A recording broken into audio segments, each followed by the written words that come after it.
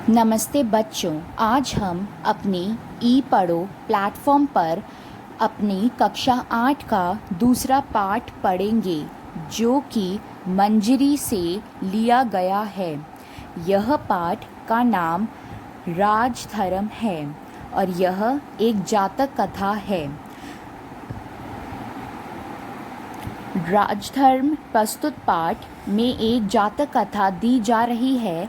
इस कथा में बताया गया है कि किसी राज्य के राजा जैसा आचरण करता है, उसका प्रभाव उस राज्य की प्रजा के साथ संपूर्ण पर्यावरण मतलब पूरे शहर पर क्या प्रभाव पड़ता है। अब हम कुछ जातक कथा के बारे में पढ़ेंगे। यह कथाएं बौद्ध ग्रंथ त्रिपिटक का भाग है। इन कथाओं में महात्मा बुद्ध के पूर्व जन्मों की कथाएं हैं जो कि लगभग 600 कहानियां का संग्रह है। कहानी के वे स्वयं ही नायक हैं और यह मुख्य 7 भागों में है, जैसे कि व्यवहारिक, पशुओं की कहानी, विनोद, रोमांचक, नैतिक, धार्मिक, कथन मात्र आदि।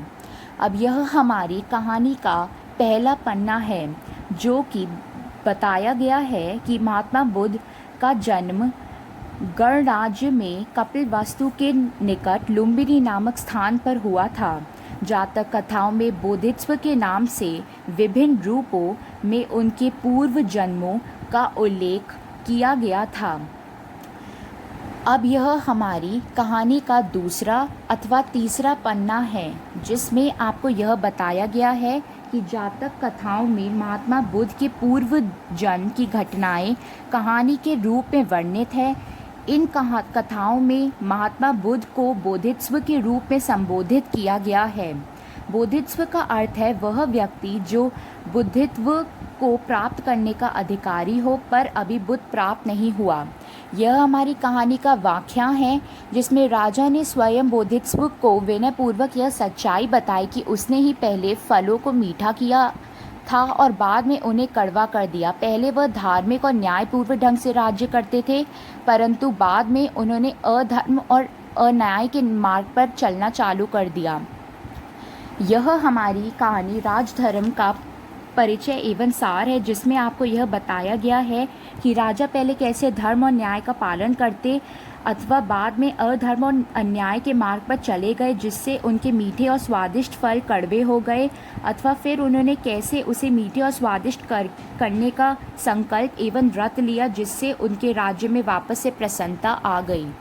अब यह हमारे कुछ कठिन शब्दों के अर्थ है, जैसे कि न्यायपरायण मतलब न्याय में लगा हुआ, शिल्प कला आदि कर्म, प्रवज्य संन्यास, विवेकशील विचारवान, अतःपुर रनेवास, दुर्गम जहाँ पहुँचना कठिन हो, सुरम्य रमीण, भंते बुद्ध धर्म में मान्य, पाली भाषा का आदर सूचक शब्द, ओज, कांति, जिज्ञासा, जानने की इच्छा, अनुसरण, पीछे चलना, संकल्प, दृढ़ निश्चय। धन्यवाद।